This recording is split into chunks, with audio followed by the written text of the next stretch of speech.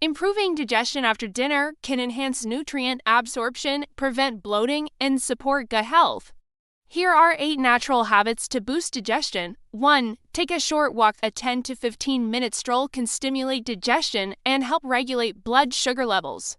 Walking encourages movement in the digestive tract, reducing bloating and discomfort. 2. Avoid lying down immediately. Reclining too soon after eating can lead to acid reflux and indigestion. Try to stay upright for at least 2 to 3 hours before bedtime. 3. Drink warm water or herbal tea. Warm water, ginger tea, or peppermint tea can aid digestion by relaxing the digestive muscles and reducing bloating. Avoid cold water as it can slow digestion.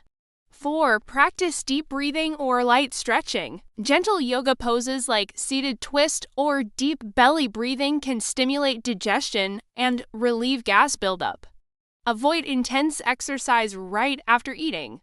5. Chew fennel seeds or carom seeds. Ajwain. Fennel seeds and ajwain are natural carminatives that help reduce bloating and promote digestive enzyme secretion.